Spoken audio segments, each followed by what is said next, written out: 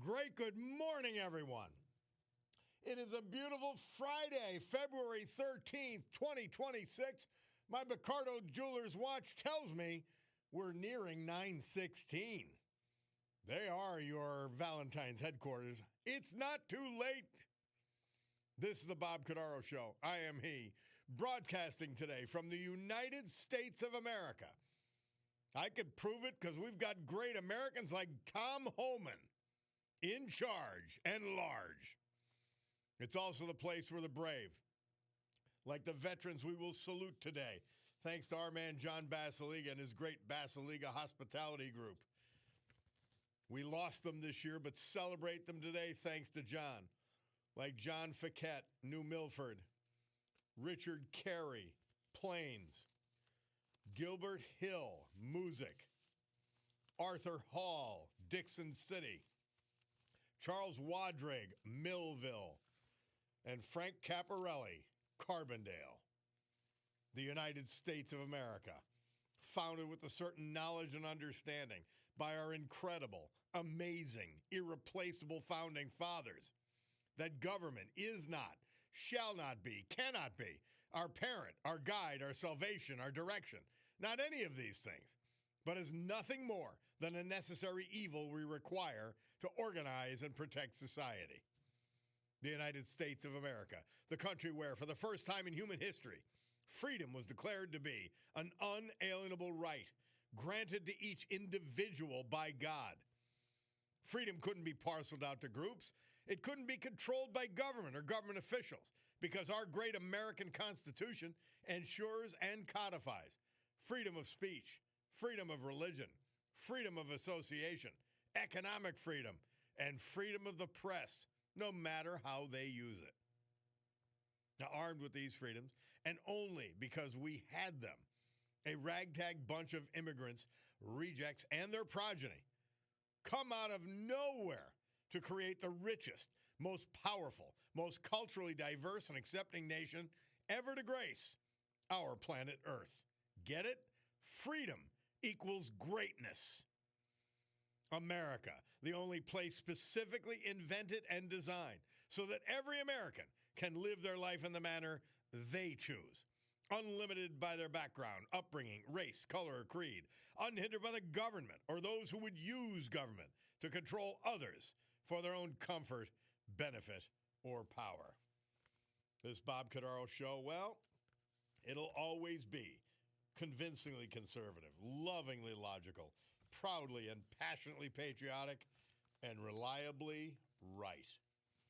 And so we gavel to order this meeting of the Club for Common Sense, promising you that our commitment to common sense will provide a sanctuary of sanity for all of you. So I had to play Tom Homan and that montage to open things. Number one, because it clarifies the truth about the immigration issues, ICE, and all of that.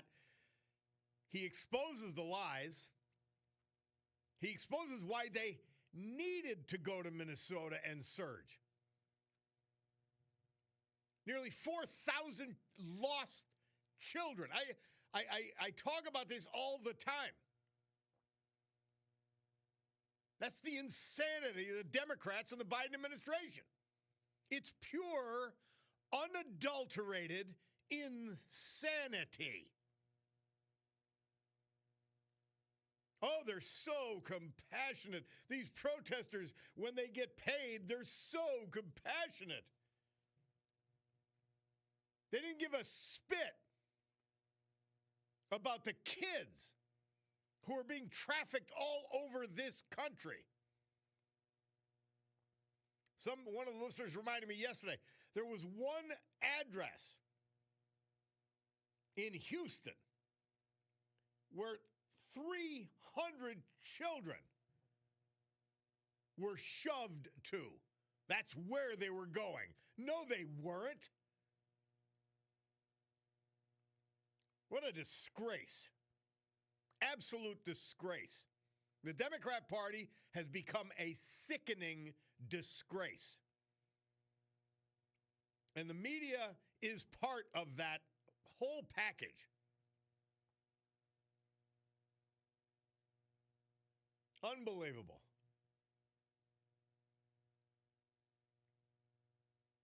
Somebody says 1,000 kids went missing? No.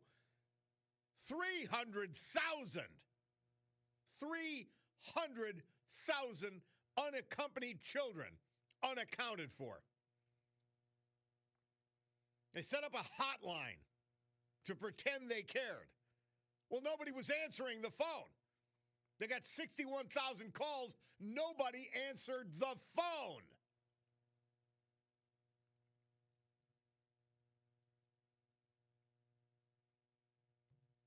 But no, let's let these people, let's protest for the rapists, the child molesters. Let's blame law enforcement for policies that all of these asses supported. The open border. And why?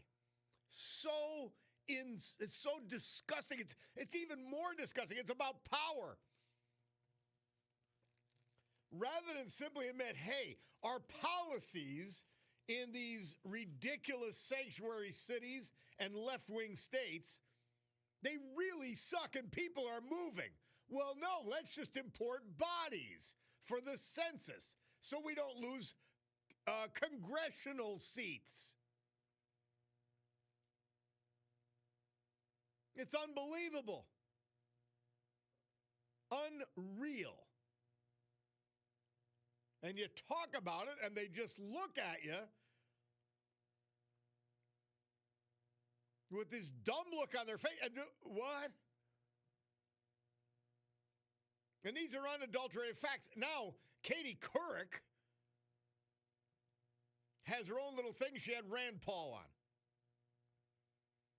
Now, here's how this is really, really descriptive of the insanity of the left and the left-wing lunatic media. She says to Rand Paul, of the 400,000 that were deported, and it's a hell of a lot more, but that's fine. Let's take her number.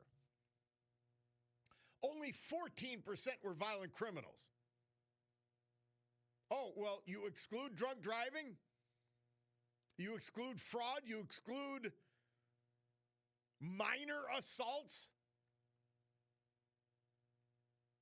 You exclude robbery? You exclude theft?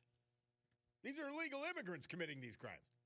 So she says 14%. Well, guess what, Katie? That's 56,000 by your numbers, and you're a liar, and we know it. 56,000 violent criminals who are going to do it again, almost to a person. And they shouldn't be here. Pure insanity. This is what they do. When the numbers are against them, they lie about the numbers. They're here illegally. They commit a crime. That's 70% of them that are being deported and detained. But that's okay. Is it okay if they rob your store? I guess it is. Just lunacy. And all so that the census will be recorded, these illegals will be recorded, so they keep their congressional seats. That's all they care about, because their policies are failing. They can't admit that. People are moving out of left-wing cities and states and by droves. This is unbelievable. We've got a sick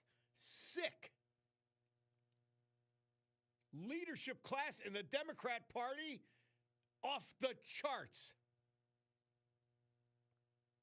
So this is Bob LTS listening to Nancy this morning go on and on about how voter ID hurts women and minorities. That's a lie. It's a total, utter lie. Unbelievable. They just keep repeating. Rinse and repeat. When they get caught, they rinse it. Then they repeat. We're talking about an insane, twisted ideology.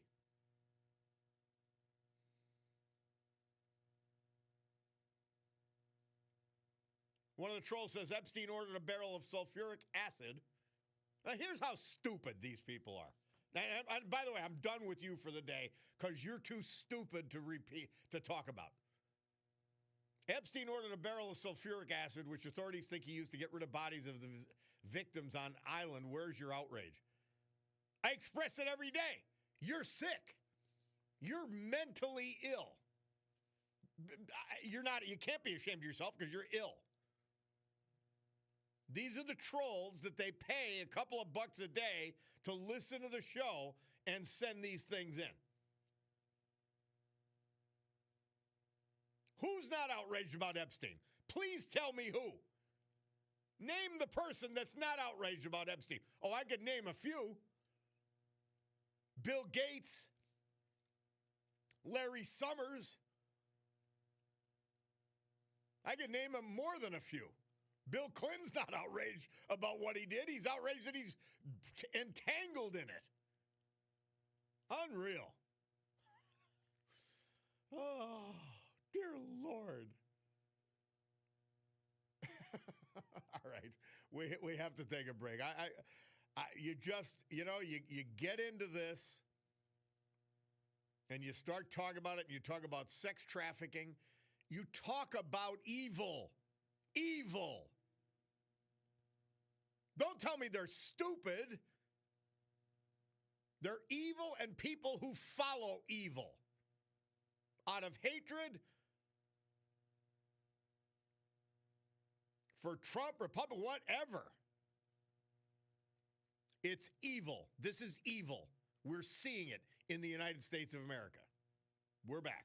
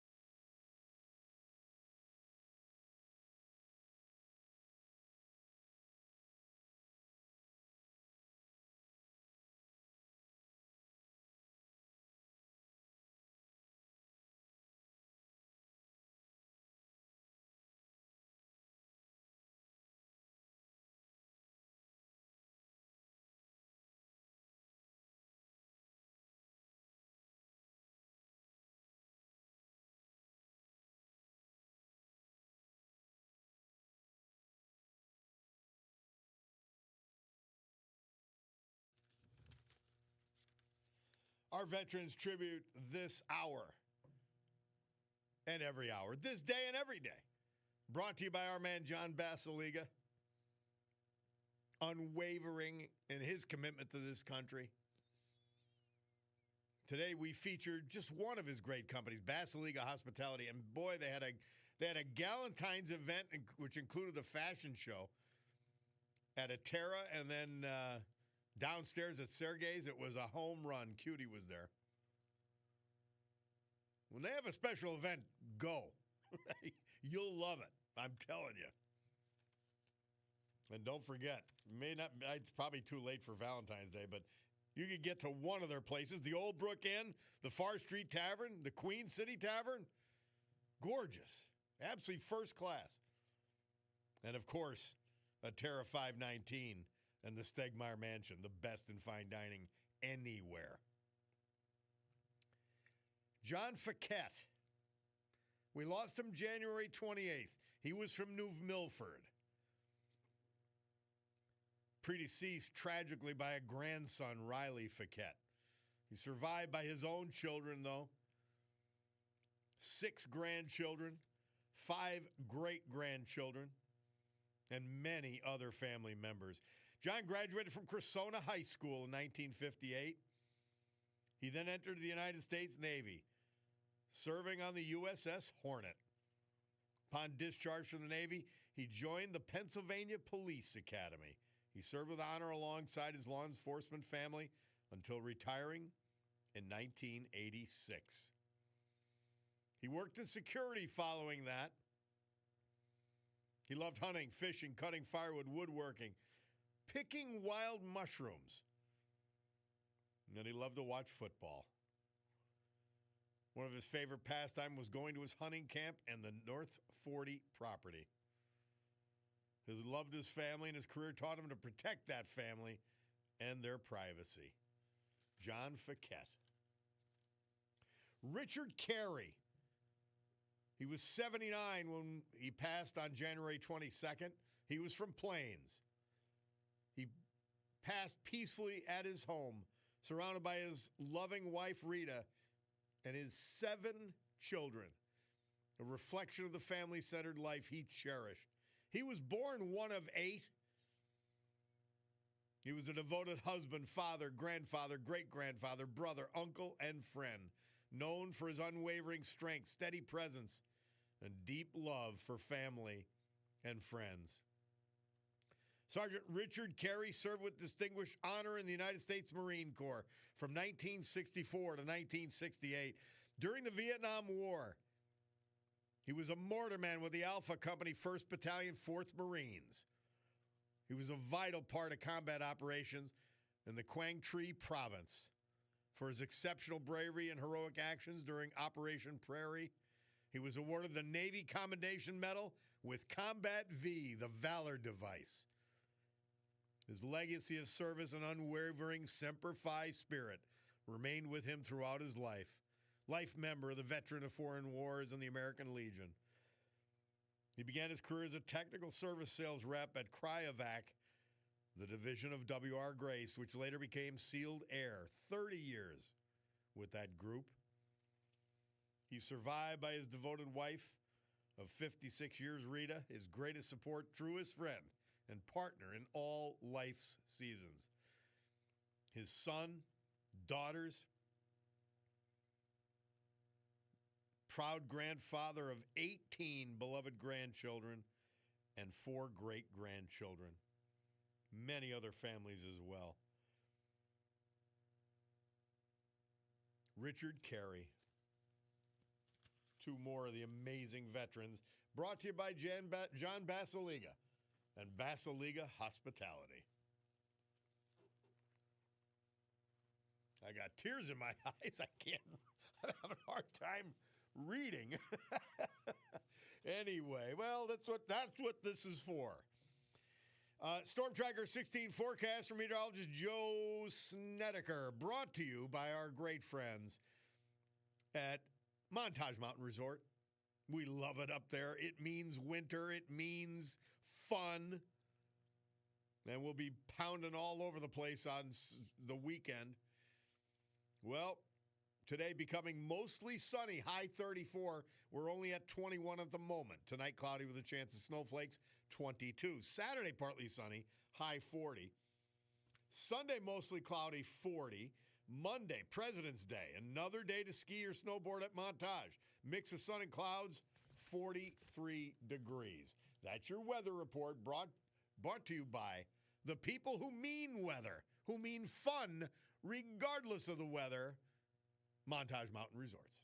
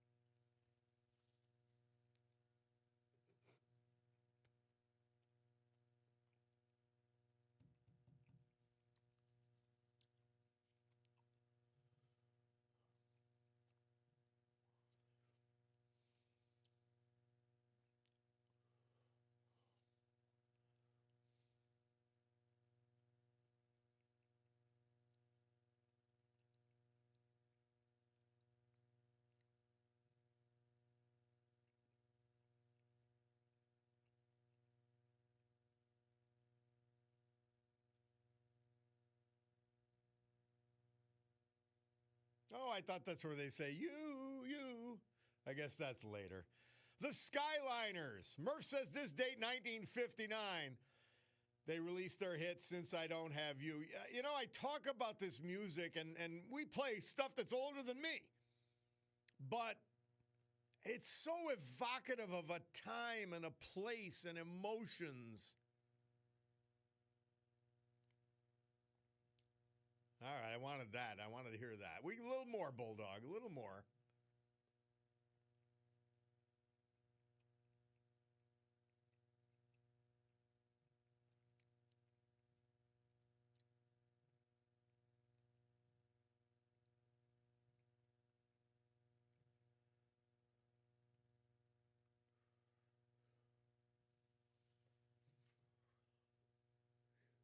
There we go.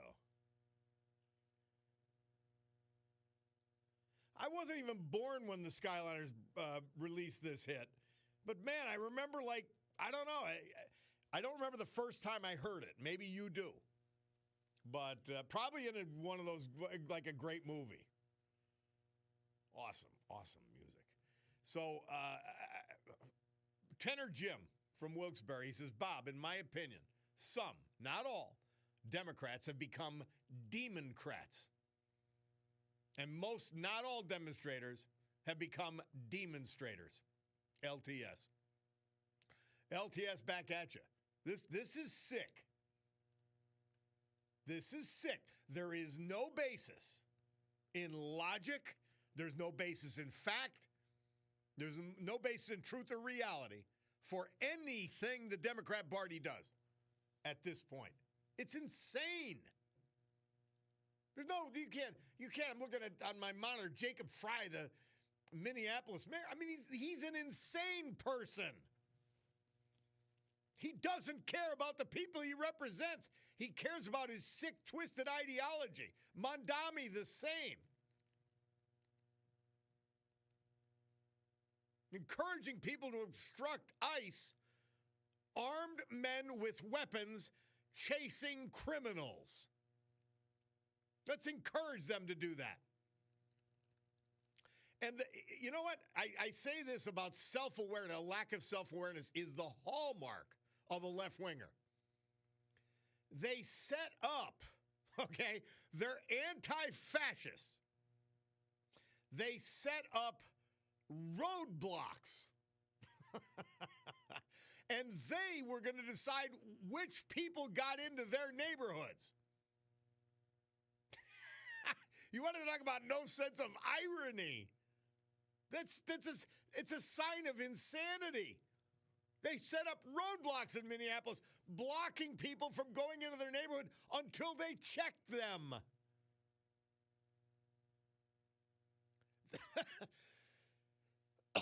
That is fascism. That is oppression. And by the way, they don't want us to set roadblocks up at the border while they set them up in their own neighborhoods. Wow. Unreal. Somebody said today's Democrat Party is opposed to anything and everything the Republicans do, and that's it. It's that bad. It's that stupid. Somebody says maybe perky, compassionate Katie Couric would like to take one of these people in. As far as voter ID goes, you need an ID for food stamps, welfare, to get into a federal building, at the ticket will call, to get medical weed, beer, airport, etc. It's an absolute ridiculous argument. The country of Somalia has voter ID. Are they racist too? Jimmy Fallon was talking about it yesterday on his show. He went through the list of countries in Africa who have voter ID. I guess they're all anti-white racists. They're all white supremacists. These people are sick. Please don't give them any credit for their views and their opinions. There is no redeeming value. It's insane.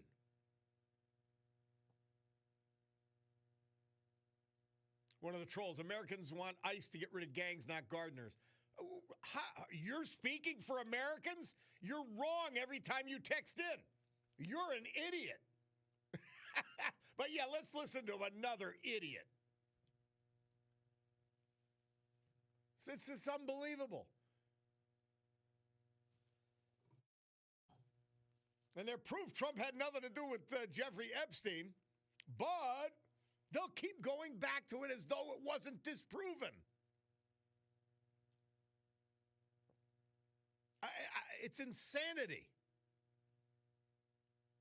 I don't think we've ever had this significant a portion of the population. Never have we had this significant a portion of the leadership, the entire leadership of the Democrat Party. The only Democrat that makes any sense in the Senate is John Fetterman. He's the only one. Wow. All right, we've got to take a break. Bob Cordaro, WILK. We're going to return.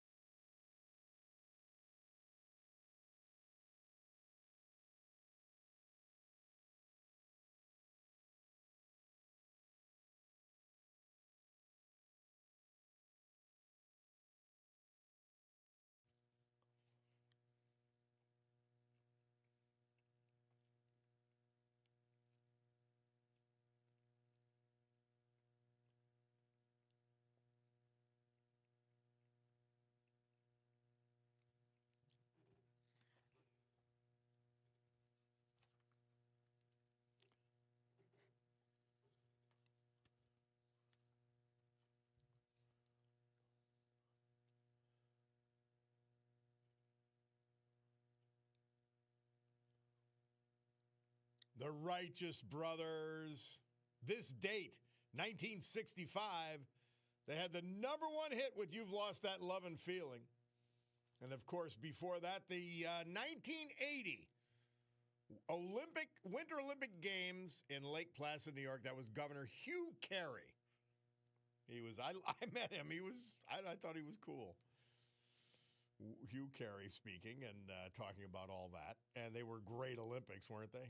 I can't say as much for this Olympics because I watched some of the skiing. I liked the channel was on. And so I watched the downhill. It really is. Their skills are incredible. Absolutely incredible. So in the midst of everything, excavator guy, he sends me this is so appropriate and so timely. This is testimony in Congress under oath in front of the United States Senate regarding funding for these clowns that are protesting.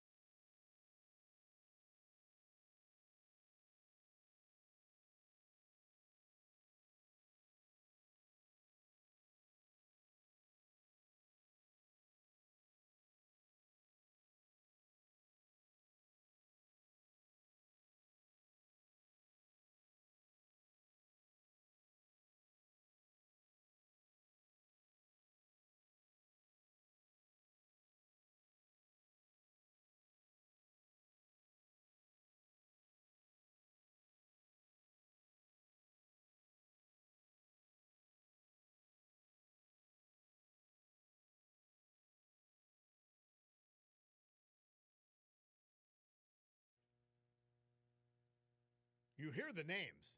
Arabella, Rockefeller Foundation, Singham, Soros. And this is extremely well-paid protest. They're not compassionate. Nobody's that stupid. They're getting paid. They're getting paid. And the source of Democrat money as we sit here in 2026 is from evil billionaires and front groups for evil billionaires. And it is intended not to help illegal immigrants. It's intended to create chaos. And why do you think the Democrats are on the 20% and 10% side of so many issues?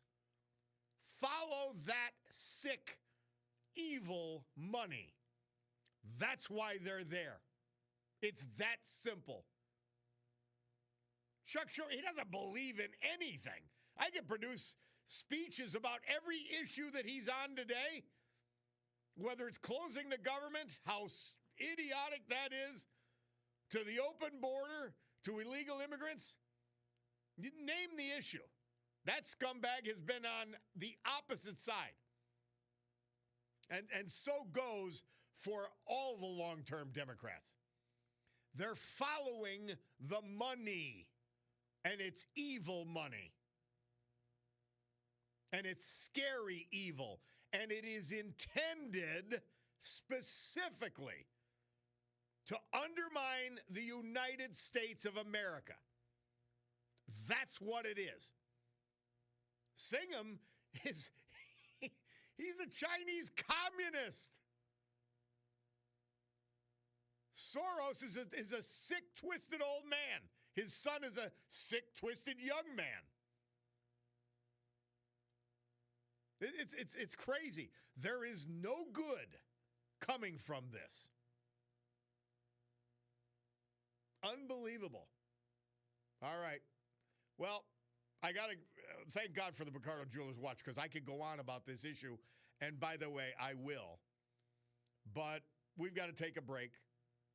Cordaro Jewelers watch tells me that it is 10 o'clock on the nose. Time for the news with Brian Hughes. We'll be back.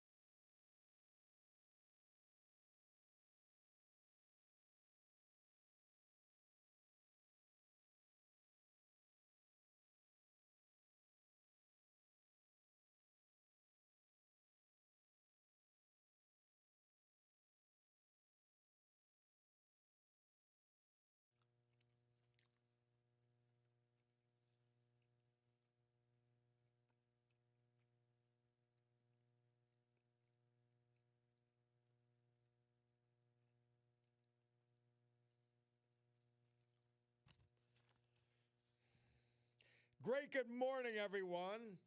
10:08 a.m., my Picardo Jewelers watch. Well, that's your Valentine's headquarters, isn't it? It tells me that's the time on this beautiful February 13th, year of our Lord 2026. This is the Bob Cordaro Show. I am he, and it's a big day to fight for America, defend our values, and with the help of our man John Basiliga and his great Basiliga Hospitality Group, to honor the brave who have made us and kept us free. People like the veterans we've lost this year, but celebrate today thanks to John. Like John Fiquette, New Milford, Richard Carey, Plains, Arthur Hall, Dixon City, Gilbert Hill, Music, Charles Wadrig, Millville, and Frank Caparelli, Carbondale. So with history, our great founding fathers, and the incomparable Constitution of the United States of America as our guides, let us continue today's battle. Gaveling back to order this meeting of the Club for Common Sense, promising you that our commitment to common sense will provide a sanctuary of sanity in a world where the huge slice of the media and the Democrat Party are saying that upside down is upside right. It's that insane. Quickly, my man Nikki D sends me a prayer every day.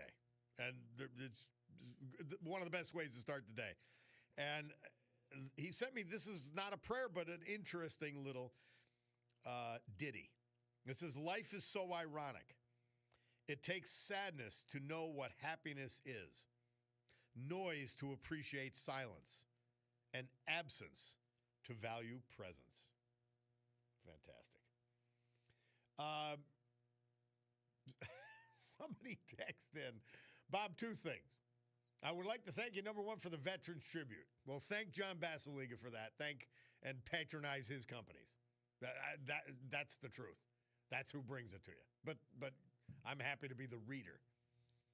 But number two, as a person who was born and raised in the 50s, 60s, and 70s, I don't. You got to see our text. It doesn't quite go through, but he loves the music. I wanted to get out of my car and go get the girl behind me and ask her if she wanted to dance, but I was afraid to do that. I would get in trouble. Thanks, Bob LTS. I was born in the best time, and yes, you were. These are confusing times. They could be the best of times, but we've got a sick, twisted, insane leadership class, particularly in the Democrat Party, particularly in the media, particularly in our foundations, particularly in academia, particularly in our public unions, public employee unions. There's a sick, twisted ideology. And they all work together. Our nonprofits, NGOs, they all work together to bring about the destruction of this country, which empowers them. Sad, scary. And that's who we're fighting. That's who we are fighting. So we were so fortunate to have him on early this week, and we have him on as often as he would like. Our man, David DeCosmo, he said that Valentine's Day marks the anniversary of the firebombing death of Luzerne County Deputy Sheriff Eugene Bayarsky, his wife and children. And David DeCosmo is with us to talk about all of that. Our man, David, how are you today? Okay, Bob, still fighting just a little bit of congestion that I brought back from Florida a week ago. So, well, I'll get through it. You're supposed to bring congestion to Florida and get rid of it there. Yeah, well, I finally find out why there's so many older people in Florida. Once the people get there, they can't get out. We got stranded with all kinds of airline cancellations with that snowstorm. But let's get to the story that we're remembering today, okay? It was Valentine's Day, 1976, 2:30 in the morning. Nobody up yet. Well, Most people were not. Eugene Byorski, who was a Luzerne County deputy sheriff, and his wife and 3 kids, one an infant, were asleep in their home at 23rd and North James Street in Hazleton, just about 20 blocks from the house where I grew up. Outside, 2 guys, one named James Sanduch, one named James Mastroda. Sanduch lights a rag stuffed into a milk bottle filled with gasoline. He hands it to James Mastroda, who throws it through a side window of the Byorski house, which immediately erupted into flames. As a matter of fact, the neighbor just across the street, hearing some commotion, looked outside. He said it looked like there was like the house was a furnace and all the flames shooting into the air. So Byorski and his wife and 3 kids are all found dead, huddled together in an upstairs room. Coroner said that they died of smoke inhalation. Well, it took about 2 months of investigation, Bob, until the investigators were led to Sanduch and Mastroda. Actually, a couple other guys involved too, but to a much lesser degree. And they indicted Sanduch and Mastroda for the firebombing, and Mastroda actually testified at a preliminary hearing against Sanduch. He said that Sanduch told him that somebody had paid him $200 to do the job. Now, in the fact that he testified made him actually a little concerned, and he wanted protection in return for his testimony. So they transfer him to, under an alias, to the Pike County Jail in Milford. Now, remember, the fire was February 1976. In September of 76, Mastroda convinces a guard in Pike County to help him escape. And he flies to Jamaica. Oh, my gosh. But acting on the advice of his attorney, well, at least an attorney, he returns in just a few days, but he replaced the public defender that he had with a private attorney, who, of course, was being paid for by somebody, and he recounted his confession. So now he refuses to testify at his trial, claiming the Fifth Amendment, and, of course, the trial of Sanduch, because they're being held together. And the prosecution had to convince the court to allow them to read Mastroda's testimony from the preliminary hearing, in which he fingered Sanduch and confessed himself. The problem with doing that was it made it far harder for the prosecution to go after a first-degree conviction, which could have led to the death penalty. So both of them were convicted on second-degree murder, five counts, and also a count of arson. The state had hoped that the threat of the death penalty might have convinced Sanduch to reveal who paid the $200 for the hit. $200. $200. Now, Mastroda is sent to prison. He's actually stabbed in prison in 1977. There was some thought, but no convincing evidence, that perhaps he was thinking about talking. But he survived the stabbing, but he did die in prison in 1990. Sanduch kept appealing his conviction over and over, and he was in a situation where if he were to admit to the crime, he'd have to name who paid him. So, like Mastroda, he died in prison. The identity of the person or persons who ordered the firebombing never revealed, nor was the reason for the hit, which was ordered in the first place. I remember there was some speculation at the time that it had something to do with Byorski being involved in an investigation, but that doesn't figure because he was a deputy sheriff. And as you know, Bob, sheriffs are not in the same genre as the rest of the legal profession. You know, their main job is to serve papers and escort prisoners to and from hearings and trials. He also had personally owned laundromat or something in Hazelton area. Now, we do know that Sanduch, who supposedly got the money for this and split it with Mastroda, did spend a lot of time with a number of reputed mob figures in the Hazelton area, including Jack Parisi, who was identified as a trigger man for the Murder Incorporated mafia organization. But who paid $200? I remember when they were sentenced, I think it was Judge Podkissy at the time, and he said $200. He said this amounts to $20 per person for those who died. Unbelievable. I mean, the savagery of this for $200, and the fact that we've never discovered who ordered the hit or why. No, that's amazing. No. It is, and this is happening in the 70s. So keep in mind, 3 years before that happened, Bob, the Office of District Justice James Scarcella was firebombed. In July of 74, the Hazelton School District Administration building was destroyed in an arson fire. The district had been subpoenaed for all of its personnel records because it was part of a state investigation into allegations the people had to pay to get their jobs.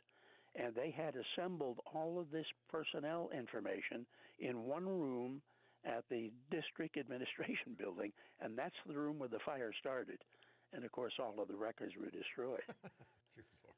And also, in April of 76, now not long after the Byorski fire bombings, the homes of 2 state troopers in the Hazelton area were firebombed. So you had a lot of strange goings on in the Hazelton. That led to the Philadelphia Inquirer. Remember, there's a major front page story, Mob City, and they talked about Hazelton. Judge Patrick Toole always. You still there? Got a beep in the phone here. Judge Patrick Toole always shot down that article. He said Hazelton's filled with very, very good people, but the few bad ones that are there are very bad. Oh, that's a fascinating tale. The murders and firebombing of Luzerne County Deputy Sheriff Eugene Boyarsky, his wife and kids. Wow. Amazing. The dark side of Northeast Pennsylvania. David, so very sad. You cover the bright side, the dark side, and everything in between. We appreciate you more than I can say. Well, thank you, Bob. I appreciate you. I wish you and the listeners a happy Valentine's Day, and as always, I hope all your news is good. All right, my man. David DeCosmo, the great David DeCosmo. We'll be back. It's the Bob Cordaro Show.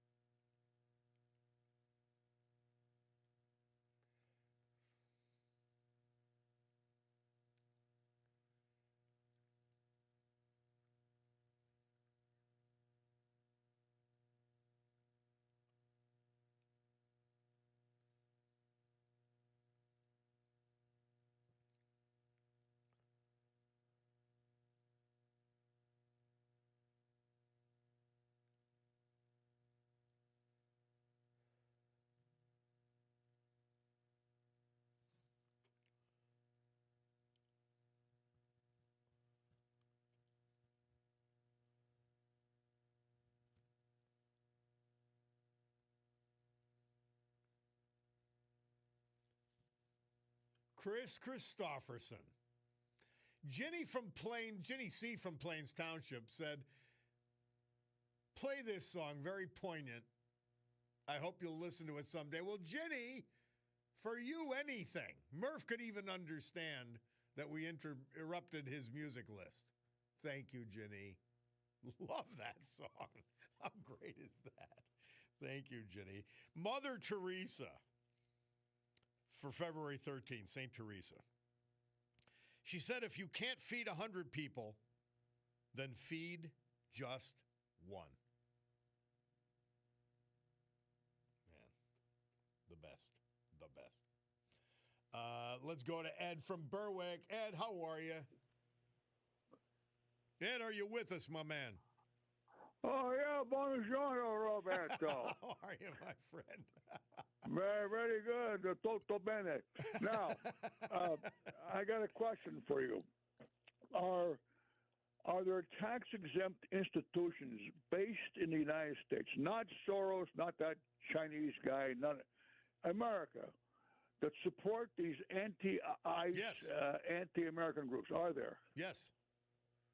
It's an interlocking network that is exceptionally well funded from a number of other directions. You do Soros, you do Singham, you do Arabella, and well, okay. They've got an interlocking set of groups, and it's all based upon hatred of this country and the effort to undermine it. Okay, well, if so, then they are costing you and me money. If they're tax exempt, we're paying their share. Yes. Yeah. We subsidize them. Oh, yeah. Okay. Well, last item. I called one time. You said you want to give me theme song. Well, number one, I'm not worthy of a theme song. I go to the VA hospital on a regular basis. That's not important. But I see them wheeling guys in and out, 10, 15 years younger than me. Some got no legs, some got no arms, some got no eyes, no brains. It's a sad thing to see.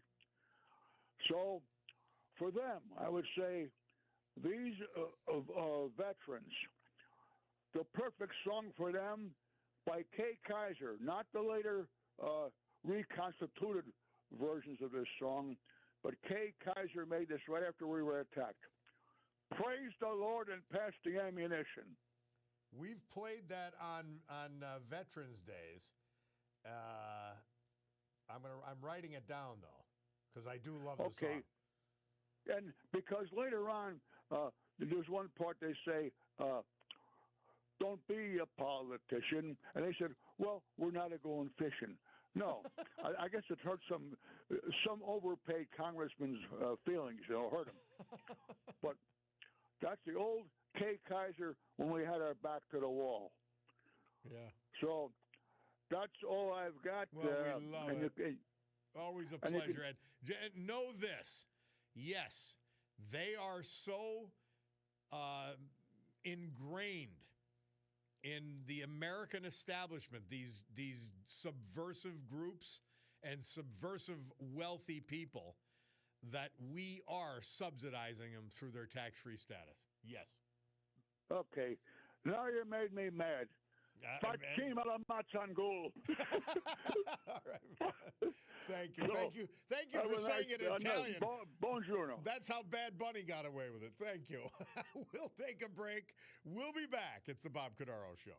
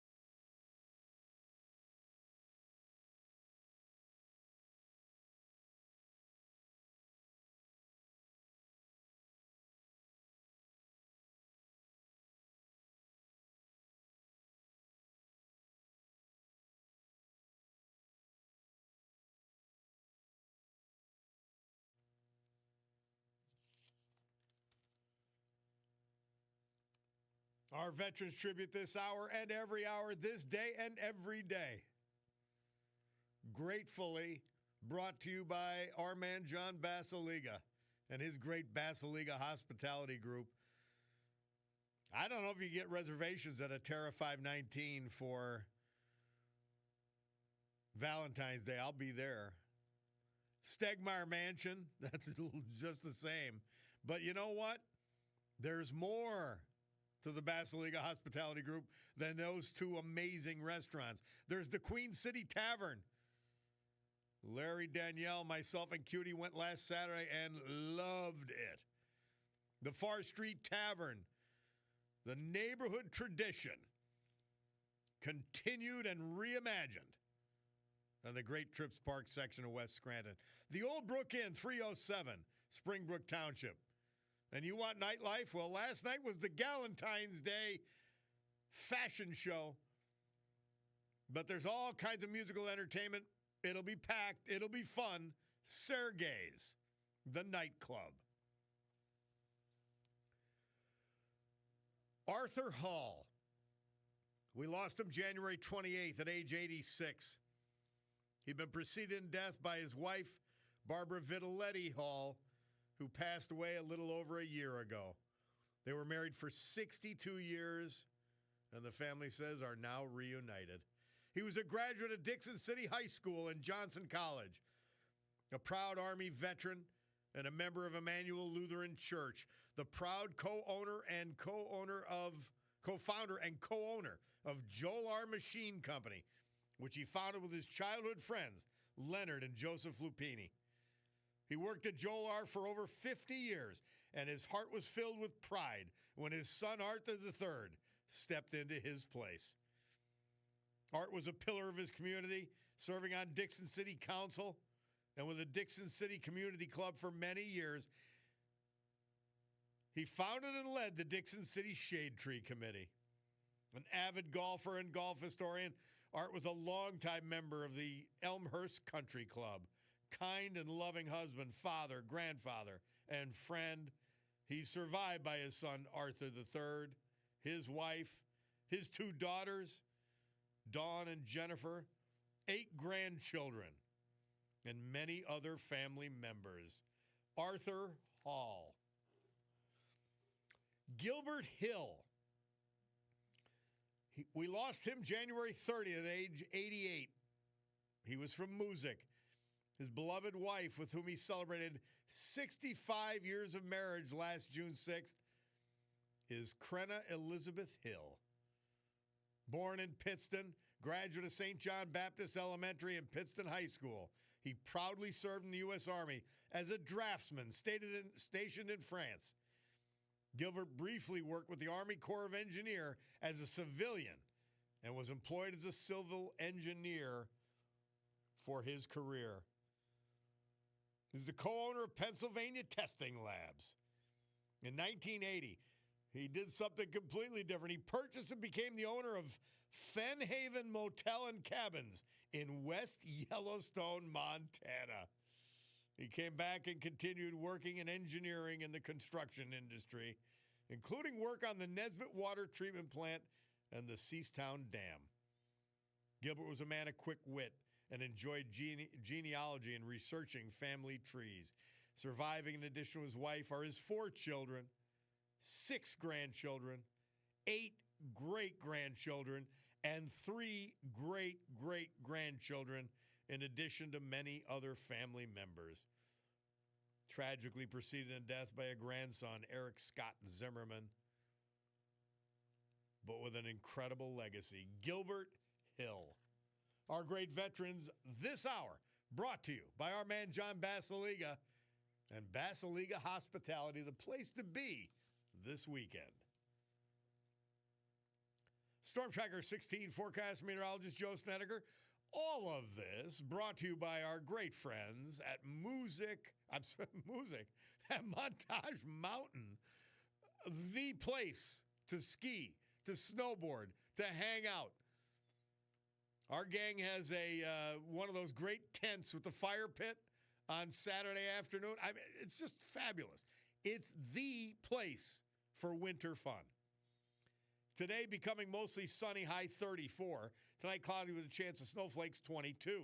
Saturday partly sunny, 40. Sunday mostly cloudy, 40. Monday, President's Day, a mix of sun and clouds, 43 degrees. So a nice forecast here in mid-February, brought to you by our friends at Montage Mountain Resorts, the place to be for winter fun.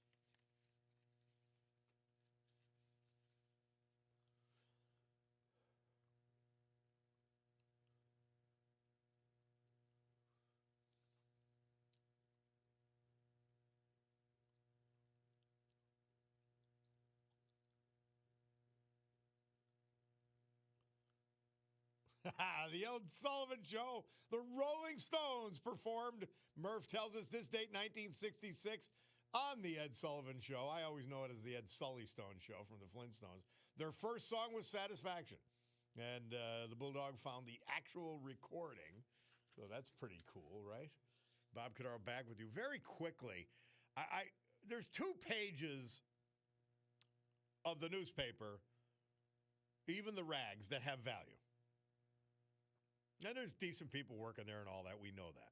It's really the people who run the newspapers are just insane. They're just, again, they wouldn't get out of a mental institution. The people who run the Citizen's Voice and the editorial of the Scranton Times and yesterday's news, otherwise known as the Hazleton Standard Speaker. But the page 2, which has almost every day, it's just a beautiful picture of something. My old friend Tommy Jimmy, who we lost, just too early. But the Dunmore Lions Club, and it goes, my association with Dunmore Lions Club goes all the way back to playing on the Dunmore Lions midget football team. And the Dunmore Lions Club dedicated a couple of benches to Tommy Jimmy, and various members are depicted. Absolutely fabulous. Absolutely fabulous.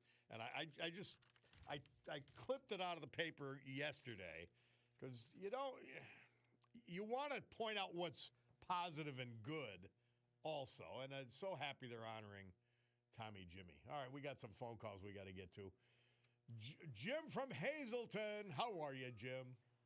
Good, my buddy. How you doing today? I'm great. Thank you. Well, I had to put my 2 cents in for the weekend, give you a little chuckle before we get into the weekend. Please.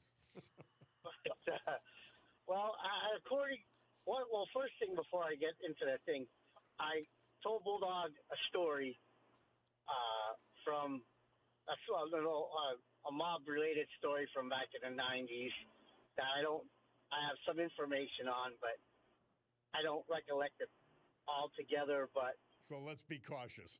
They could still be alive. I'm not going to get into it. I left him the names and the specifics. Okay. That if he wants to off the air, look into it.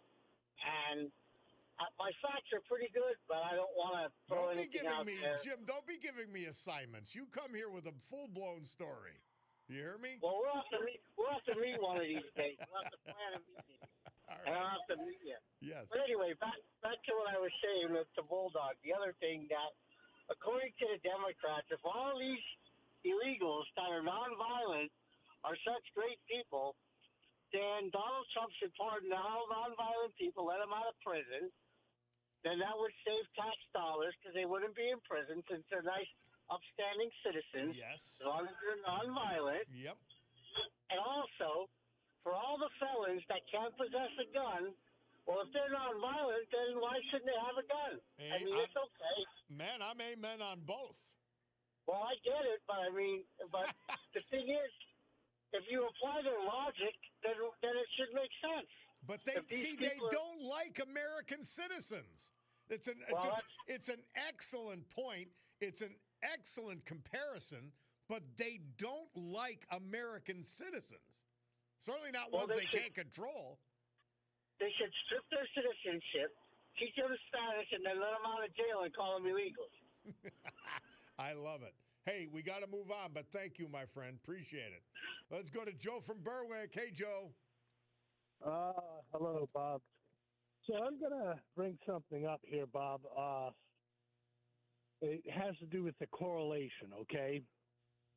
We've seen that things have not gotten better and cheaper for the average American citizen in regards to health care and their hospital costs, their premiums, and all of this, right? Well, none of that is going to get better until we get rid of Obamacare. Well, it's driving prices through the roof. Well, that's one big thing. We're definitely in agreement there. But here's another issue I'd like to bring up. Unfortunately, I've had to see the hard way of a family member who not only is going to have huge hospital bills to cover because of a long-term illness, but possibly have to even go, some kind of government assistance because they might be disabled, at least for short term. And this person's relatively young, but they have worked their whole life and contributed, right? Now, I made the comment to my wife the other day. I said, if we're going to talk about biblical values and Christian values in our government, I said, here's the wisdom they ought to go under. If you remember your story of Joseph from the Old Testament, he said, you'll have 7 good years, and you take and store the grain because 7 bad years are coming. And then he was made, basically the Pharaoh's right-hand man because of that vision he had. And I said, there's the wisdom we ought to have, to understand that there's good years and there's bad years. Yeah. And that's not just individually in our lives, but also as a nation. Yes. And we ought to be able to take care of our citizens when they're in a situation like I'm describing, where somebody works their whole lives, but through no fault of their own get ill, and now they can't contribute, so we have to take care of them. So now we take that, and we say, what happens if you let, we're saying like 20 million people in here, totally unvetted, with no idea as to their health and what they can contribute versus what they're going to take to take care of and whatnot.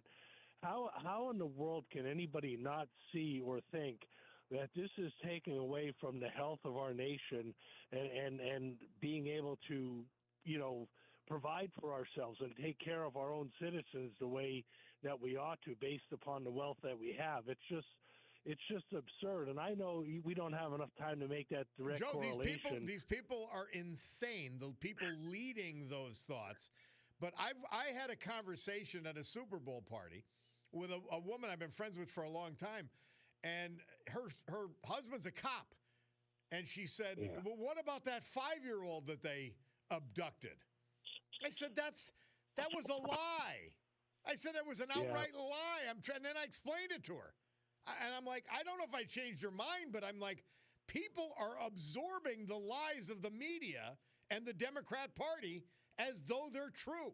So I don't know that I have the answers for that, but government involvement in healthcare is a disaster and has caused most of the problems in that sector of the economy. It just has. Joe, thank you, my friend. We do have to go, but I appreciate it. Bring it up. Yeah, government involvement has caused the problems. Something I wanted to get to. Mark the Shark down in Hazleton sent me this. It's fascinating. It's cute. People born on Friday the 13th. Okay? Some famous, some not, whatever. Fidel Castro, August 13th, 1926, a Friday. Margaret Thatcher, the great Margaret Thatcher, born October 13th, 1925, a Friday. Dorothy Sayers, I don't know who that is, but she was born 1893 on a Friday. Samuel Beckett, April 13th, 1906, on a Friday. Christopher Plummer, the actor, born December 13th, 1929, on a Friday. Just a fun fact. We'll take a break and be back. My Picardo Jeweler Watch tells me that it is going to be 10:50 very shortly. And so we've got to do the Bloomberg thing. We'll hear from our great sponsors, and then we'll come back. Bloomberg Money Minute.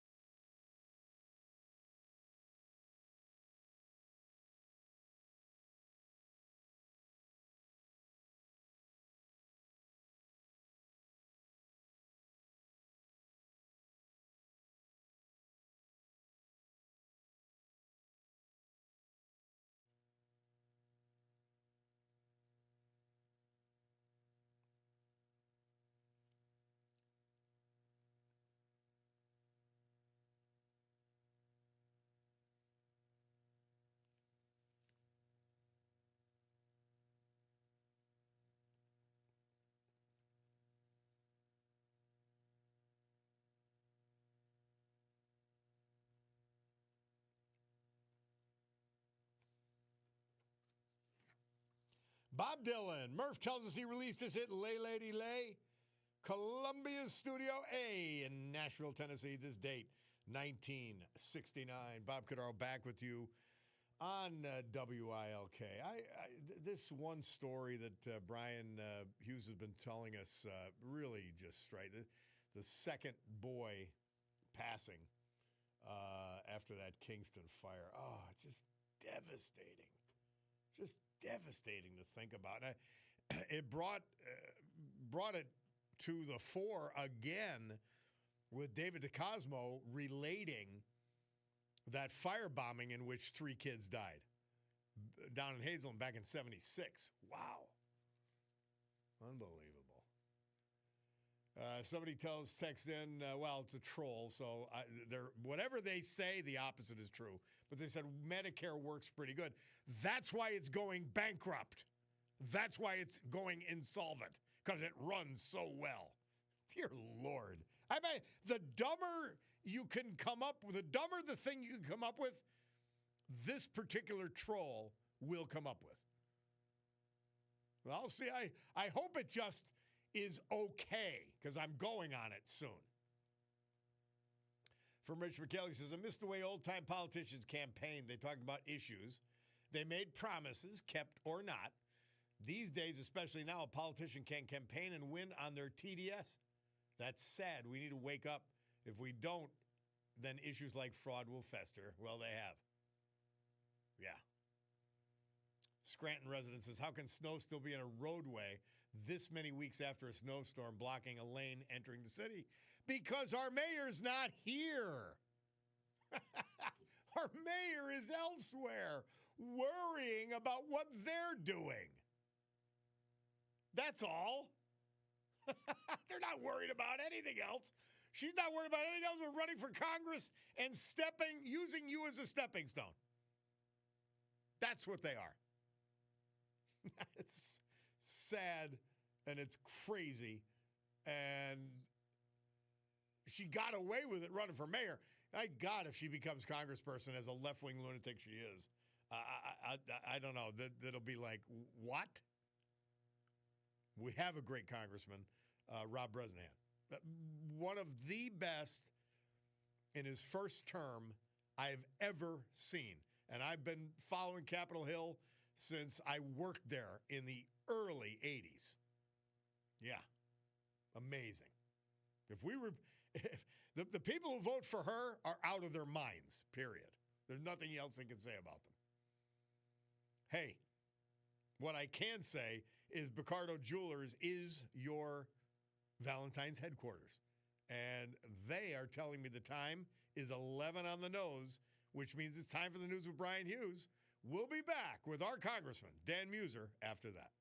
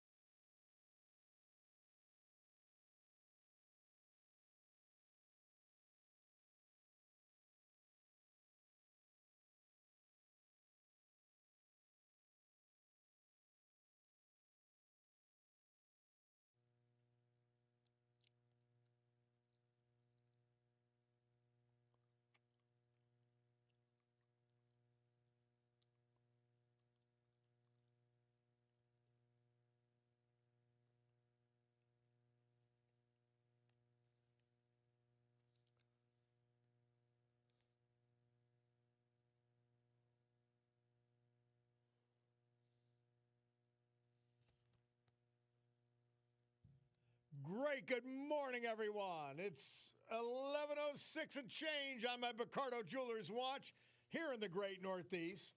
This beautiful Friday, February 13, 2026. This is the Bob Cordaro Show. I am he, and it's a big day to fight for America, defend our values. And with the help of our man, John Basiliga, and his great Basiliga Hospitality Group, to honor the brave who have made us and kept us free. People like Gilbert Hill of Music, Arthur Hall, Dixon City, John Fiquette, Newfoundland or New Milford, Richard Carey, Plains, Charles Wadrig, Millville, and Frank Caparelli, Carbondale. Veterans we lost but celebrate today, thanks to John. So with history, our great founding fathers, and the incomparable Constitution of the United States of America as our guides, let us continue today's battle. Gaveling back to order this meeting of the Club for Common Sense, promising you that our commitment to common sense is unwavering, and we will provide a sanctuary of sanity for all of you for the balance of this morning, just as we always do every day. Love it, love it, love it. Anyway, so much going on.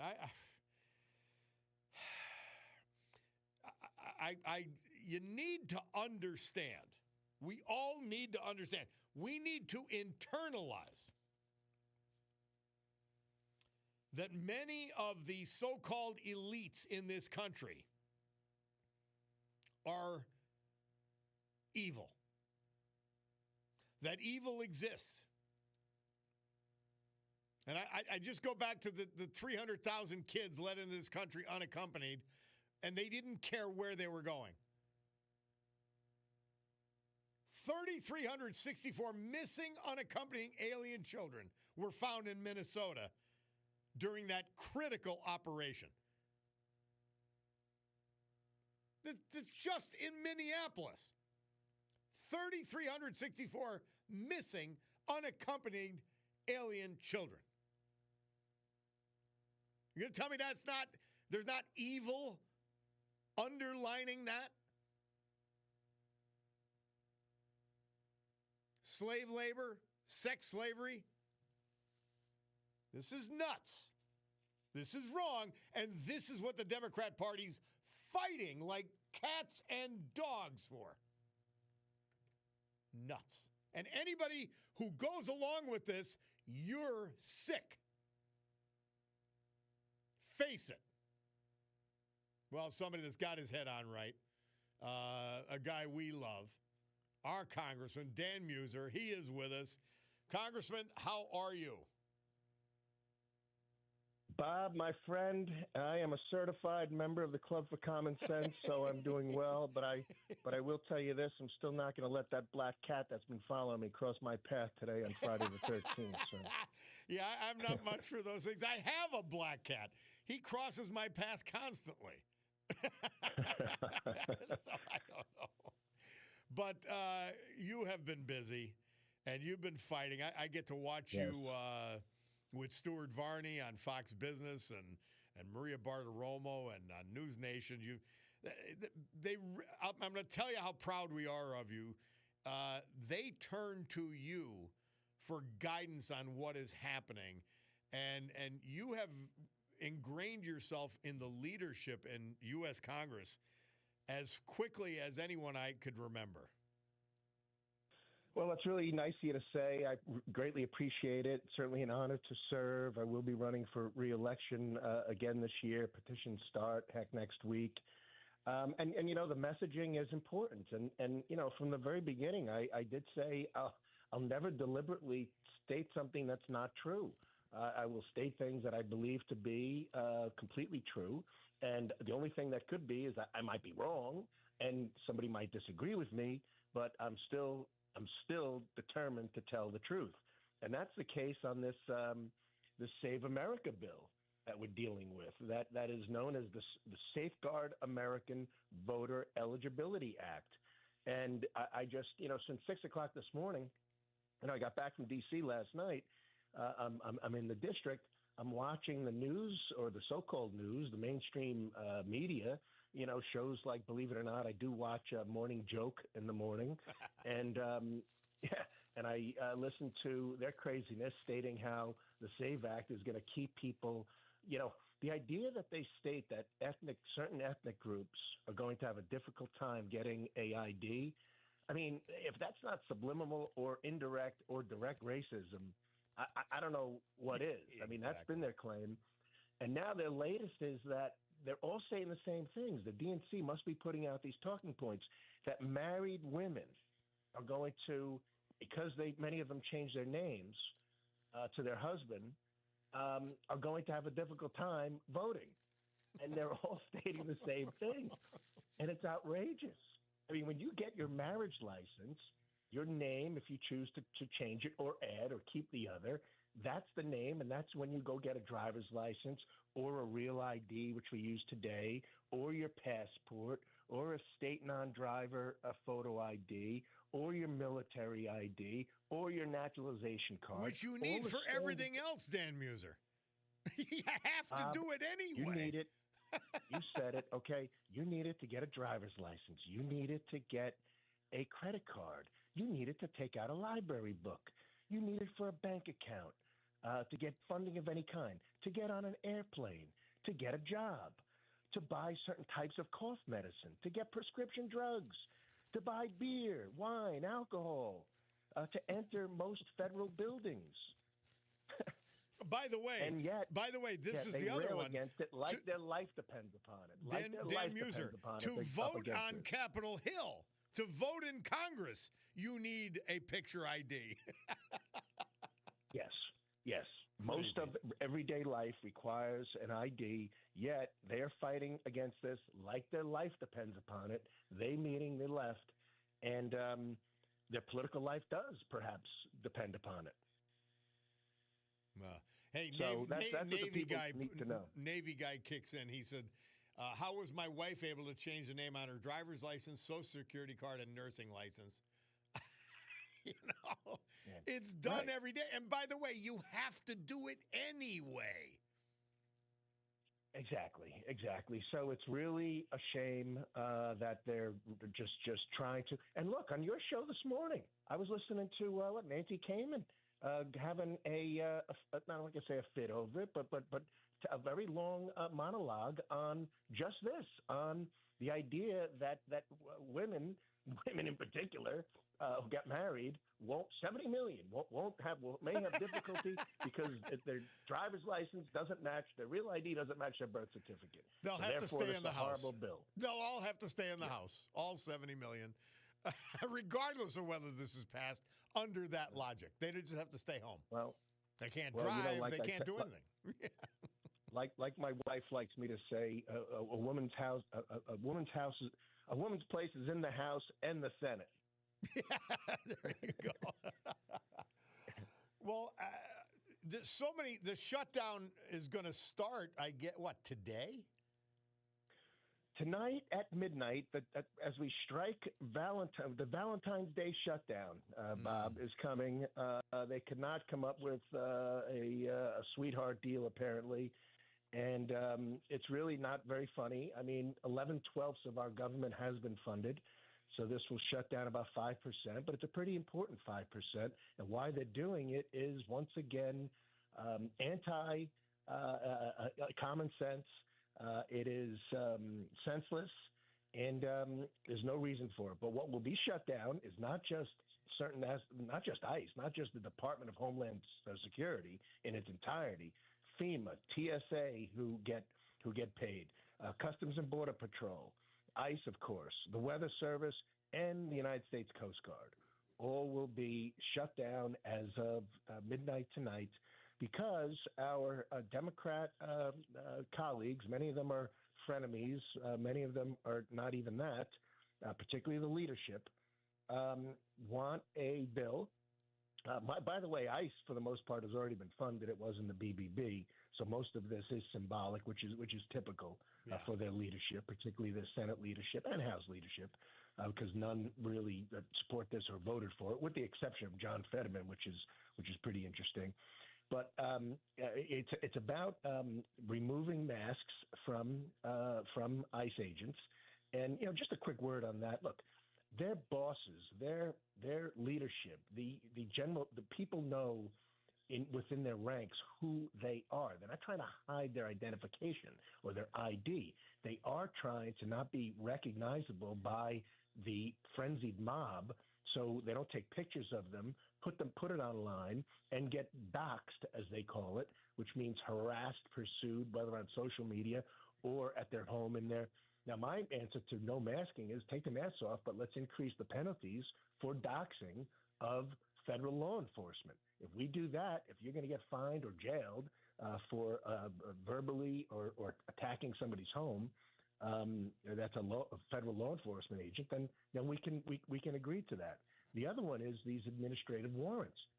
I'm all for it, removing these administrative warrants and having judicial warrants. That makes sense. Nevertheless, what we do need, though, is when someone commits a crime and they're illegal, sanctuary cities do not inform immigration and customs enforcement. They don't inform ICE. That needs to be changed. When they're in jail for a crime and they're illegal, they should inform ICE so customs enforcement can handle it properly. They won't do that. So if they did those two things, that's my solution to most of what they're looking for. But get this, Bob. They were fighting for body cams. We had body cams in our recent legislation, in our appropriations bill. Now many of them are against body cams. Yeah. Simply because, right. I got to say, and too much truth. I ask you some version of this each time you're on, Congressman Dan Muser. How do you deal with this? It's just rank insanity and complete lies of the Democrat Party every day. I mean, Swalwell made up a story about some checkout girl at a food store who supposedly asked him a question to ask the head of ICE. I mean, what? These people they're insane. Yeah, they have to not just stretch the truth, tell falsehoods in order to make their argument, which should tell everybody something. And it's no longer bias or or trying to or sharing half a truth. It's an inverse of the truth. And like with that, I don't know if you remember that 5-year-old boy issue that they were all talking about, that the father ran away, left the boy there. Yeah. Then they took the boy to the mother's home. The mother wouldn't take him. I mean, look, it's not, and they lied about all of that, but it's not a perfect situation. I couldn't agree more. Okay, what was going down in Minneapolis, look, the frenzied mob, I mean, the total lack of cooperation from local law enforcement. You got guys like Tim Waltz and that Mayor Fry, and just driving up the hate in the streets. So it was the right thing to do to pull back for now. And it's not perfect. Those shootings were not something that should have happened, and perhaps meant some. So the training needs to be there. That's my view on it. Training for further de-escalation of these situations, all of that. But there's no cooperation here. They're not looking for a solution, meaning the left, the leadership in particular, because many Democrats in the House don't want to have a shutdown. Fetterman's one of them, once again. But that's what they want to do. It's a stunt. It's a stunt to say that we're doing this, and the Republicans are somehow terrible. And all these, again, it's all pain, no gain, all about political posturing, nothing about policy, what's best for the people. That's their party. There's literally no concern for people. Like, just for example, $60 million, we played a clip, $60 million went into Minnesota to pay for and organize the protesters. $60 million, some of it foreign money, and from foreign billionaires, from shady groups, from Soros, from Singham, from Arabella. And so you have this kind of money being spent. Well, I said this about the ICE. Well, they're trained to grab illegals, dangerous illegals, off the street or wherever they are. They're not trained to send up defense perimeters, which they shouldn't have to do. The local cops and state police should do that.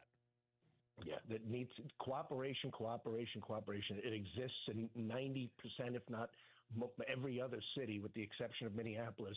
And what else is an exception of Minneapolis? Let's think for a second. Oh, could it be $15 billion of stolen taxpayer money that is hidden within one community where we saw the leaning center for education? I mean, right? And Waltz and Fry and all of them were either looked the other way or were complicit. That amount of money in a state with a relatively much smaller budget than Pennsylvania, and then we see, how about Dr. Oz goes out to L.A. County, and I was with him a couple of times this week, and he finds 18% of the Medicaid money that goes to hospice, 18% is going to one county, L.A. County. 18% of the fund for the entire country going into one county, and he found about 40 different hospices within like an office complex. I mean, that's the type of fraud that's taking place. You know, I had a hearing this week on HUD fraud, housing and urban development, that I'm going to be zeroing in on my committee. I mean, look, we're going to drain the swamp. Waste, abuse, and fraud is rampant. It's been allowed to get out of control. It could be as much as 10, 15, maybe even 20% of our overall budget, and we're banging away. And you know what? The left is fighting that like mad as well. I say this often. The bottom line with what today's Democrat Party, and certainly their leadership, and the people you've got to deal with in Washington, if a surveyor starts at the wrong reference point, they're wrong about every part of the survey they're doing. And that's essentially the Democrat Party. They're not grounded in fact, truth, or reality. They just make it up to fit the narrative and the agenda that they want to pursue. Yeah. And what catches on, right? I mean, if something catches on, I mean, the last shutdown was over healthcare premiums going to go up. Well, where are you? We've got a compromised bill. Where are you? That one faded away because it fell off of the headlines and from mainstream media. And now it's Minneapolis and federal agents that are being attacked basically in the streets. So that's what they do. They don't solve problems. They're more about the political opportunity and exploiting it. And look, I've been doing this now. I'm in my fourth term, which is hard to believe, 7 years. Look, politics plays a role, but I'm a project guy. I'm a policy guy. Most are. And I would just add this real quick. You know, we're talking about Democrats. There's so many good people that are part of the Democrat Party in the House. I'm going to say that. The problem is they don't vote. They vote with the leadership. Why do they vote like idiots? That's my point. Yeah, 99%. But the leadership are crazed. I mean, the leadership and they're forced. Not with us. You see the types of fights we have in publicly. It should be behind closed doors. But they don't have fights. They all like the lemons. They all just follow suit, and that's what they do. Or else they're afraid of being primaried by the big money Pelosi's and Jeffries and others, and Soros, who funds Pelosi and Jeffries. And I'm not throwing things out. That's a fact. Look at the numbers. Just like you said, how much money is going into Minneapolis for all these protests. Same thing in Washington. Same thing. It's the same people. We see them protesting 6 different issues over a course of a year. It's the same people. So anyway, we've got to be grateful that we've got a good situation. In fact, with our economy, our national security, some common sense things happening. We got to keep on working. We got to keep on fighting. We got to keep the high road, right? We really got to keep the high road, and we got to have faith. You know, our country's lasted 250 years. We need a reckoning often, and we need corrections, and we need to improve, and hopefully have 50+1% of our Democrat Republic, constitutional republic, that agree with the direction we want to go. You think about the accomplishments in just this year. We have begun and have largely moved this economy from a sugar high of government spending and government hiring back to the private sector. Huge difference. Uh, Deregulation. Another example yesterday with cafe standards going down. I mean, and these findings of the EPA being eliminated. Right. The accomplishments are so real and so solid, and hopefully, if the Republicans stay in office, so long lasting. It's remarkable. Bob, it is. And what you just said quickly, the border they're going to fight to open up the border again. Yes. They're going to fight against any sort of deportation of illegals. And meanwhile, Trump's far less than Obama's deportations, even less than Biden's, I think, still at this point. We wouldn't have passed tax relief if in these upcoming midterms our Democrats or Republicans lose to the Democrats in the 8th, and Rob Bresnahan were not to be victorious, Ryan McKenzie, okay, if they won the House, they will vote to overturn the tax relief. Could you imagine 25%, 30% tax increases on businesses? Of course, it would enormously be detrimental to our economy. And then the list goes on from there. Energy regulation. Yeah. All of this would be fought. Of course, they try to impeach Trump. I mean, that's number one on their agenda. So elections matter. Elections have consequences. Elections have benefits. We gotta look. We got some corrections taking place here. I don't know. Sometimes you gotta call it tough love, but our fiscal house is not in order. Needs all of that balance.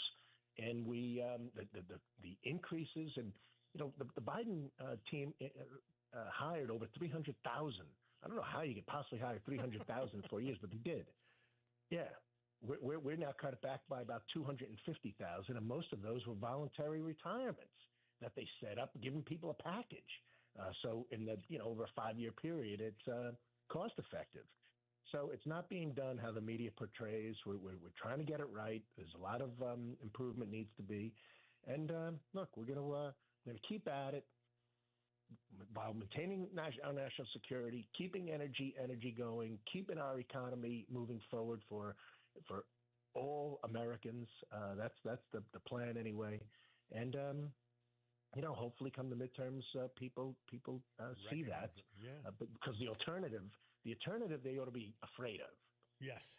Impeachment, lunacy policies again, all those things being undone, at least the attempt and the fights over it. It's a crazy stuff. Well, just being against the SAVE Act, just that itself, how much they're fighting against election integrity, against citizens only registering and citizens only voting. Mm-hmm. It's crazy. Crazy stuff. So, well, the Chinese philosopher said, "May you live in interesting times." You are amidst them, and you keep driving them in the right direction. Congressman Dan Muser, we appreciate you being on as always, and we look forward to talking to you again. Thank you, Bob. Really appreciate you. Appreciate the time you've given me here, and just happy Friday to everybody. All right, Dan Muser, our congressman. We'll take a break and be back.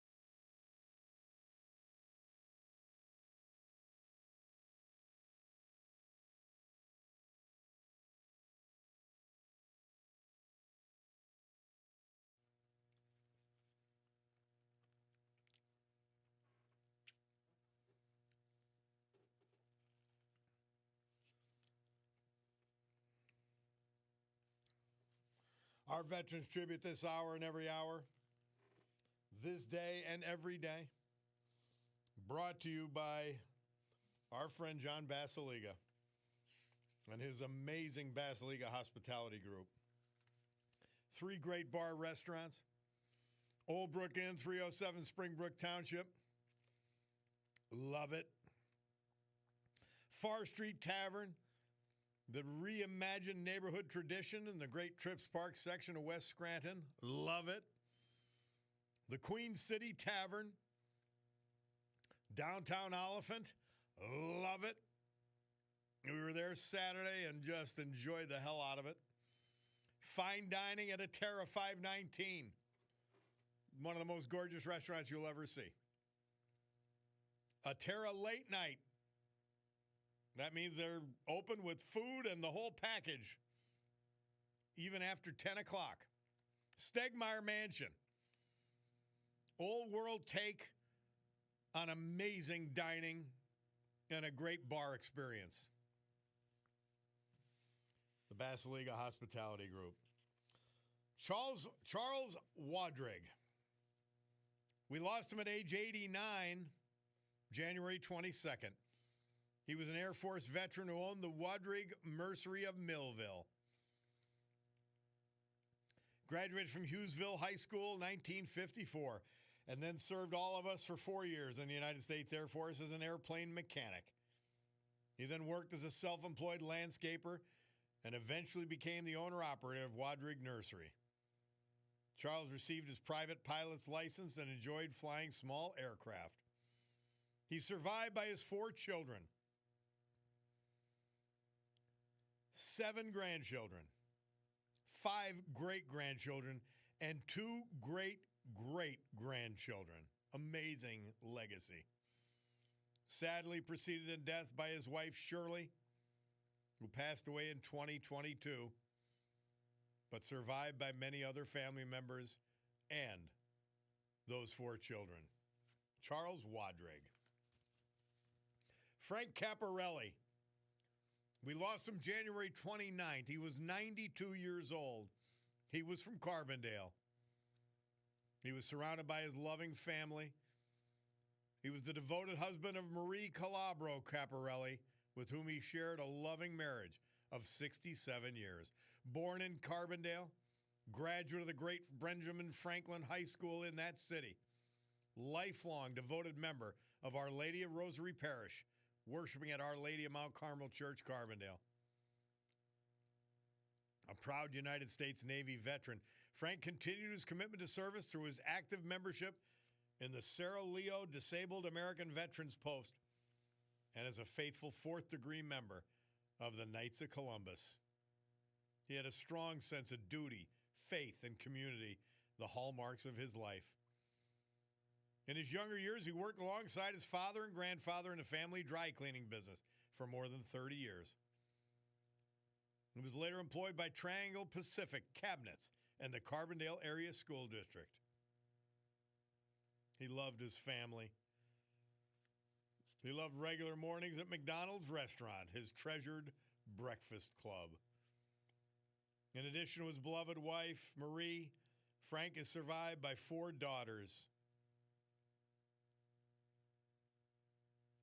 7 grandchildren, 13 great-grandchildren, 1 great-great-grandchild, as well as many other family members. Frank Caparelli, Carbondale, our great veterans this hour, all of them and their tributes brought to you by John Basiliga and Basiliga Hospitality Group.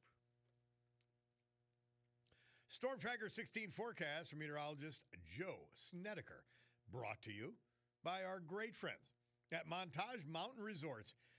Winter means Montage. By the way, summer does too. They've got an amazing water park, and so does spring and fall because they've got events going on constantly. We love Montage, and we'll be up there this weekend at one of the fire pits. Looking forward to it. Today, becoming mostly sunny, high 34. The temperatures climb to 26 right now. Tonight, cloudy with a chance of snowflakes down to 22. Saturday, partly sunny, 40 degrees. Perfect for skiing. Sunday, mostly cloudy, 40. Monday, President's Day, mix of sun and clouds, 43. So pretty good weather for Montage Mountain Resorts. And isn't that appropriate? They bring you the weather.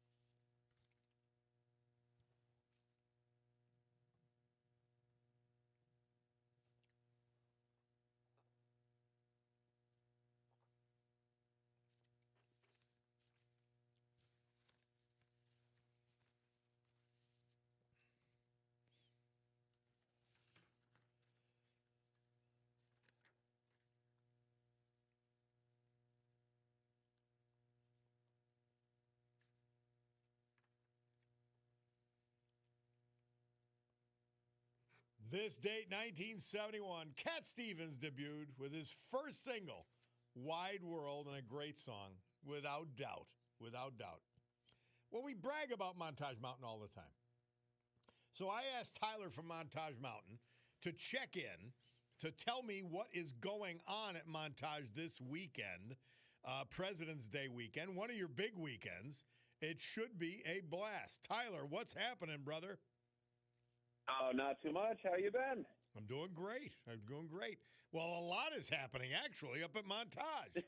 Tell us. It's a busy weekend coming up. We are really looking forward to it. It's kind of, I don't know who decided way back when that President's Weekend was going to be the best weekend to ski all winter, but someone decided, and we are certainly ready for it, preparing to host a bunch of people. We've got some awesome activities coming up on Saturday. We've got a firework display preceded by a torchlight parade. And if you haven't heard of something like that, it's we have a bunch of skiers come down the mountain in a really cool pattern, essentially holding makeshift road flares, but from a distance, it looks like the coolest spectacular you could see on snow, and that's coming up this Saturday.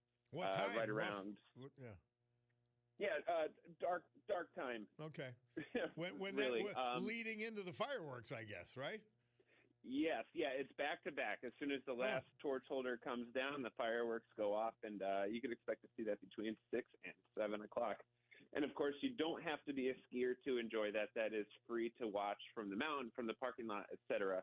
But of course, if you are a skier, you're just signing up for the whole package to celebrate with us here this weekend. Well, Tyler, I'm a lodger. I'm in the lodge. I mean, I think it's perfect from there. It's great from inside the lodge, outside the lodge, you name it. I might even go out I might go out onto the deck for that. but I'll be a lodge and the guy. weather's going to be beautiful this weekend. It's going to be 40 degrees is going to feel like summer. But, of course, 40 is a great temperature to ski, and the skiing's been great this year despite the cold. It's just been such a stellar year. Well, my son was up there, and this is something, and it's going to get cold again after next week's supposed to be very mild, but it's going to get cold again. But he said he was up there last weekend. He said it wasn't cold if you were skiing. And that's exactly it. You know, we say all the time there's no such thing as cold weather. Just bad dress, right? You can wear the right clothes. You don't have to spend a fortune to go get the clothes to enjoy time outside. And I know skiing's my favorite thing because it brings life into the winter. It gives us all something to look forward to. And of course, it's an extremely physical activity. So even on the coldest days, you will break a sweat out there. And it's just such a fun thing to be a part of. How neat. So this is a great weekend up there. I love that. The fireworks and the torch parade, awesome on Saturday. Our family has a tent with a fire pit on that afternoon. Then Sunday's going to be a huge day as well. Yeah, it goes for the whole week, honestly. Saturday, Sunday, Monday are really big days. A lot of schools are off. People come out and ski, and it's great. But then it doesn't stop there. Tuesday, Wednesday, and Thursday during the week, where some people still don't have school, we're actually getting a little crazy and offering our Ski for All special Tuesday, Wednesday, Thursday. That's not something we typically have done in the past. We kind of keep the weekend pricing throughout the entire week, but not this year. We started it last year, and it's great to see people come out and choose Montage because it's affordable to ski during the week. What's the price on that? Because it includes skis. Yeah, it's $45. That's from Unreal. 9 a.m. to 9 p.m., and it includes the ski rental. That's easily a $154 value, as I'm doing the math in my head really quick, and we give it to you for $45. Every Monday through Thursday, non-holiday, of course. This week it'll be Tuesday, Wednesday, Thursday. Well, maybe we'll have to have you call in on Tuesday regarding that. Yeah, absolutely. Tyler, we appreciate it very much, filling us in on what's happening up at Montage Mountain, and the answer is a lot. I love that. I love the torch parade and the fireworks and everything else going on. Have a great weekend up there. I'm looking forward to seeing you. Thanks. Yeah, sounds like we'll see you Saturday. All right, my man. Tyler calling in from Montage Mountain. We'll take a break and be back.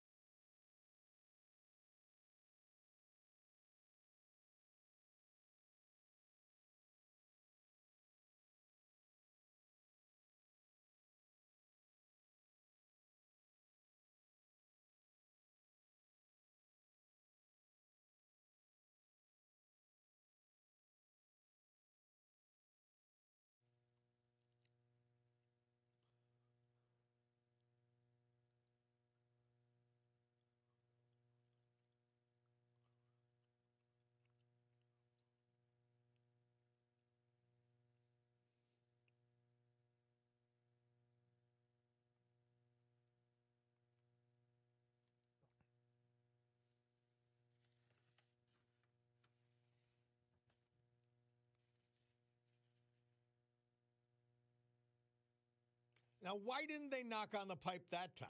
They do the next time. Let's see if they play the pipe. There you go. Why didn't you do it the first time, Tony? Murph says Tony, Orlando, and Dawn had the number 2 hit with knock 3 times this date, 1971. Hey, and we're going to finish with Tennessee Ernie Ford. He was born Bristol, Tennessee, February 13th, 1919. We lost him October 17th, 1991, of liver disease, 16 tons. And man, that should mean a lot to a lot of us here in coal country. And so we'll finish with that. Hey, let's go to Mike from Bloomsburg. Oh, quickly, before I go to Mike. This is good. And remind me next week, too. Bob, Lent begins next Wednesday, February 18th. Time to make your Lenten plans for prayer, fasting, and almsgiving, along with all your social activities.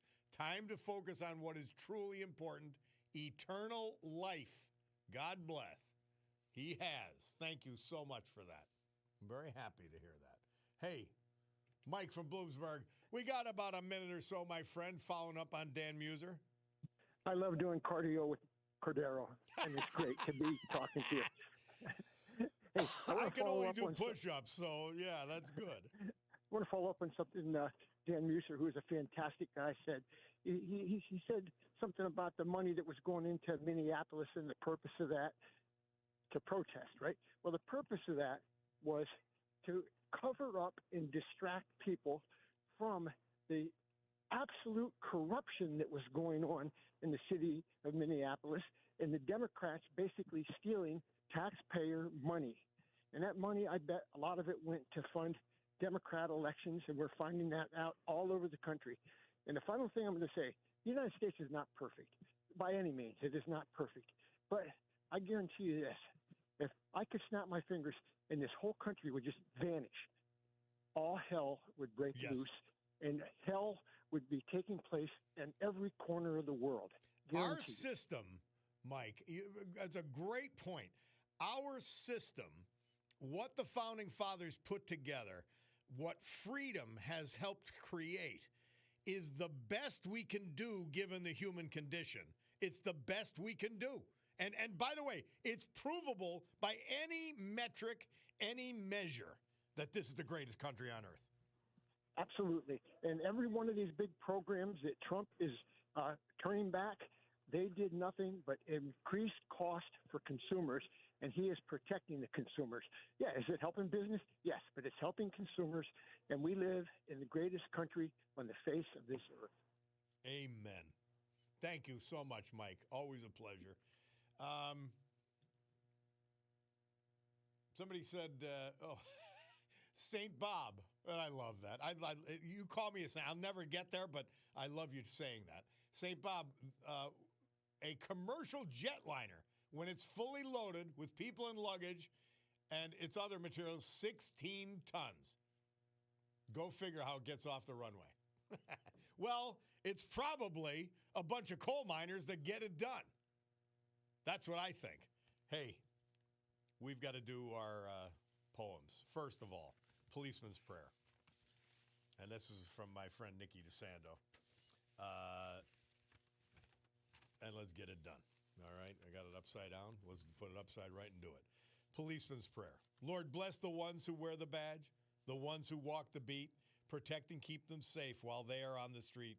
As they wait and as they watch, doing good for all, guide their minds and give them strength for each and every call. Ready to put their lives on the line, give them courage each day. Let them know you're always there in each and every way. So bless the ones who wear the badge, protect them from harm. Always keep them safe. And in your loving arms, the Policeman's Prayer. Well, as our man Tennessee, Ernie Ford, drones in the background, let's do Tomorrow Never Comes by Norma Cornett Merrick. And that's brought to you by the obituary of a beautiful woman by the name of Doreen Goriev. And this just means reach out. It could be a phone call. It could be a note. It could be anything. If I knew it would be the last time I'd see you walk out the door, I'd give you a hug and kiss and call you back for just one more. If I knew it would be the last time, I would spare an extra minute or two to stop and say I love you instead of assuming you know I do. So just in case tomorrow never comes and today is all I get, I'd like to say how much I love you and I hope we will never forget.